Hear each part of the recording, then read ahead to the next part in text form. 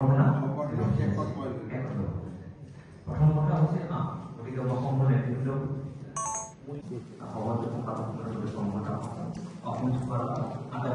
Official মই ধন্যবাদ জ্ঞাপন কৰিলোঁ ডিছকাশ্যন কৰিব আৰু এই মিটিংখন গুৱাহাটীত হোৱা কথা আছে মই অন্তৰৰ পৰা তেখেতক ধন্যবাদ জ্ঞাপন কৰিম যে গুৱাহাটীৰ পৰিৱৰ্তে দুজন আজি মিটিংখন কৰিছোঁ কিন্তু আমাৰ কাৰণে জাতিটোৰ কাৰণে এটা জনগোষ্ঠীৰ কাৰণে ভাল কাৰণ বুলি আজি তেখেতক মই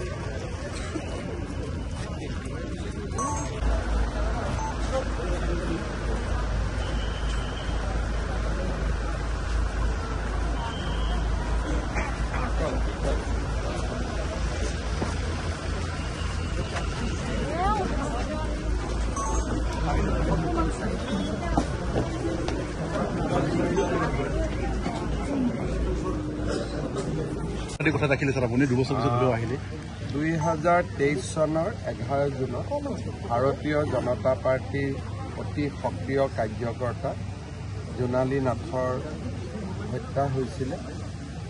সেই সময়তে মই কথা দিছিলোঁ যে জোনালী নাথৰ ঘৰত আহিম আৰু পৰিয়ালবৰ্গৰ লগতো কথা পাতিম আৰু যিমান পাৰি পৰিয়ালটোৰ কাষত থিয় হৈ থাকিবলৈ চেষ্টা কৰিম। যদিও মাজৰ সময়ছোৱাত মই আহিব পৰা নাছিলোঁ, আমাৰ মন্ত্ৰী অশোক সিংহাল ডাঙৰীয়াক মই অনুৰোধ কৰিছিলোঁ যাতে পৰিয়ালটোৰ খা খবৰ লৈ থাকে আৰু তেখেতেও নিয়মিতভাৱে খা খবৰ লৈ আছিলে আৰু আমাৰ কাৰ্যকৰ্তাসকলেও পৰিয়ালটোৰ খবৰ লৈ আছিলে। আজি অলপ সময় পাই মই নিজে আহি পৰিয়ালটোৰ বিশেষকৈ জোনালী নাথৰ স্বামী, তেওঁৰ মাতৃ, 2টা কন্যা সন্তান সকলোকে আকৌ এবাৰ সমবেদনা জনালোঁ। SP লগত কেছটোৰ অগ্ৰগতিৰ সম্পৰ্কতো আলোচনা কৰিলোঁ আৰু যিমান দূৰ সম্ভৱ হয় আদালতৰ জৰিয়তে অপৰাধীক শাস্তি দিয়াৰ বাবে আমি চেষ্টা কৰিম আৰু পৰিয়ালটোৰ কাষতো থিয় হৈ থকাৰ বাবে আমি চেষ্টা কৰিম। যেহেতু আপোনাক লোকাল হিচাপতে আছে গোৱালপাৰাত মেডিকেল কলেজ হোৱাৰ বহুত গোৱালপাৰাত মেডিকেল কলেজ এখন আমি খুব সোনকালে কৰিব খোজোঁ, কিন্তু ইয়াত মাটি 100 বিঘা পোৱা নাই। দুধনৈত মাটি আছে কিন্তু গোৱালপাৰা টাউনত মাটিটো হোৱাগৈ নাই। যেতিয়াই মাটিটো বহুত ইয়াতে গোৱালপাৰাৰ উপায়ুক্ত বৰ্ণালী ডেকা থাকোঁতেও বহুতখিনি প্ৰচেষ্টা হ'ল, 2-3বাৰকৈ আমাৰ অফিচাৰসকলো আহিলে। চিভিল হস্পিটেলৰ কাষত আমি মাটিখিনি পোৱা নাই, সেইকাৰণে কথাটো পিছ পৰি আছে। আপোনালোকে অলপ সহায় কৰি দিয়ক আৰু নহ'লে গোৱালপাৰা জেগা দুধনৈ আদি জেগালৈকে লৈ আহিব লাগিব। ছাৰ, জোনালী নাথৰ হত্যাৰ পিছতে গোৱালপাৰা একাংশ লোক মানে শংকিত হৈছিলে, কাৰণ তেনেধৰণৰ ঘটনা বহুত হৈ আছে গোৱালপাৰাত। আমি কঠোৰ হৈ আছোঁ। এনেকুৱা ঘটনা যোনেই কৰে বা কৰিব চেষ্টা কৰে,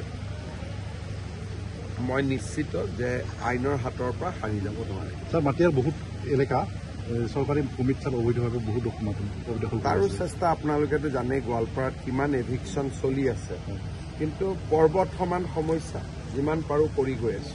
ৰাভা লোকসকলে নিজৰ স্বায়ত্ত শাসন, নিজৰ স্বধৰ্ম, নিজৰ স্বসংস্কৃতি ৰক্ষাৰ বাবে নিৰন্তৰ সংগ্ৰামত লিপ্ত হৈ আছে।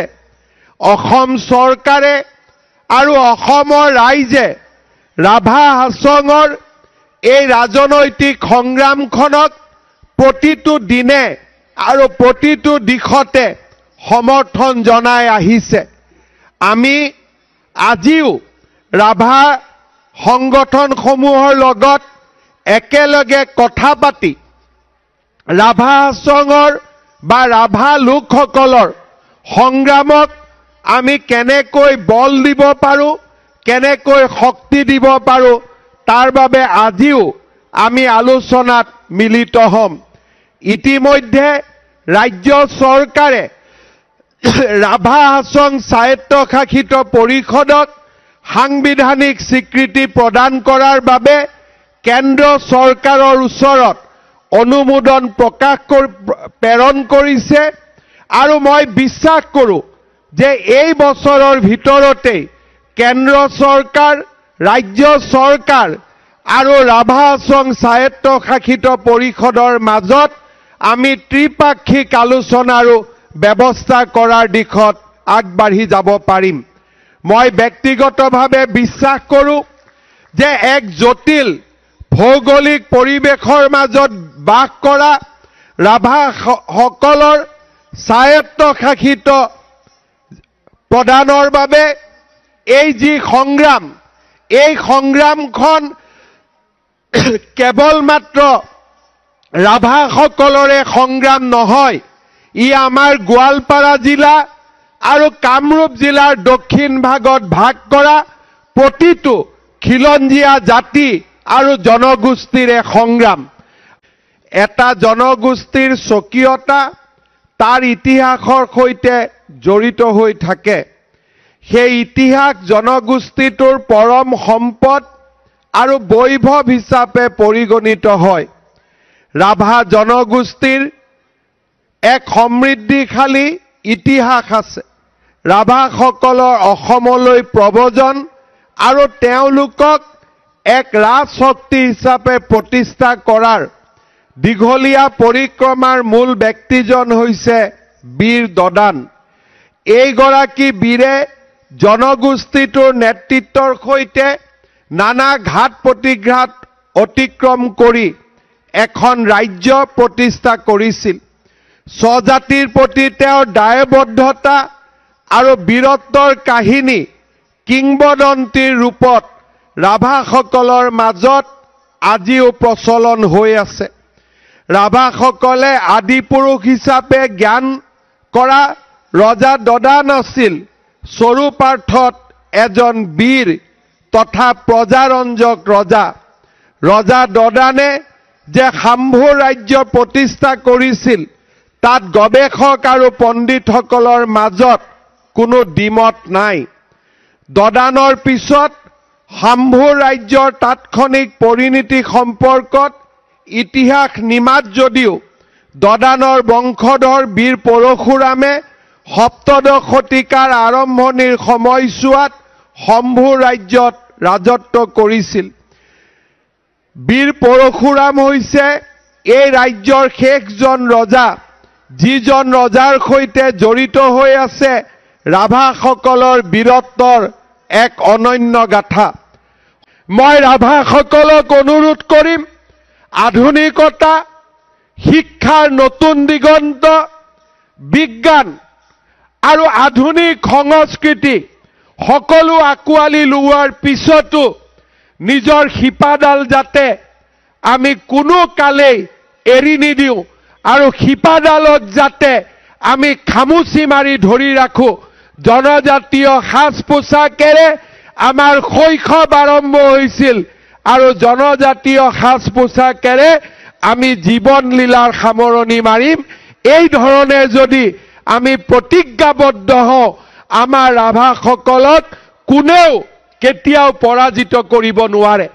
আজি ৰাভাৰ কৃষ্টি সংস্কৃতি ভৌগোলিক দিশৰ পৰা, ভূমিৰ দিশৰ পৰা গোৱালপাৰা জিলাত যদি ৰাভাসকল এচাম অচিনাক্ত লোকৰ আক্ৰমণৰ বলি হৈছে, সংস্কৃতি আৰু ধৰ্মৰ ফালৰ পৰাও আন এচাম অচিনাক্ত লোকৰ আক্ৰমণৰ বলি হৈছে। এক প্ৰকাৰ ক'ব গ'লে আজি ৰাভাসকলে দুই ফালৰ পৰা এক নতুন আক্ৰমণৰ মুখামুখি হৈ অস্তিত্বৰ সংগ্ৰামৰ সৈতে আজি আমি আগুৱাই যাবলগীয়া হৈছে। মই ৰাভা যুৱ সমাজক আহ্বান জনাম, ৰাজনৈতিক আমাৰ গণতান্ত্ৰিক অধিকাৰ আৰু তাৰ লগে লগে আমাৰ সাংস্কৃতিক অধিকাৰ, আমাৰ উপাসনাৰ অধিকাৰ, স্বধৰ্ম আৰু স্বসংস্কৃতিৰ অধিকাৰকো আমি যাতে খামুচি মাৰি ধৰি থাকো আৰু তেনেকৈ ৰাভাসকলে জগত সভালৈ গৈ আমাৰ সমগ্ৰ বিশ্ব আৰু ভাৰতীয় সভ্যতাক চহকী কৰিব, তাকেই মই আশা কৰোঁ। আৰু আজিৰ এই দিনটোত এই কথাষাৰেই ৰাভা সমাজৰ লগত মই সুন্দৰভাৱে উপস্থাপন কৰিব বিচাৰোঁ।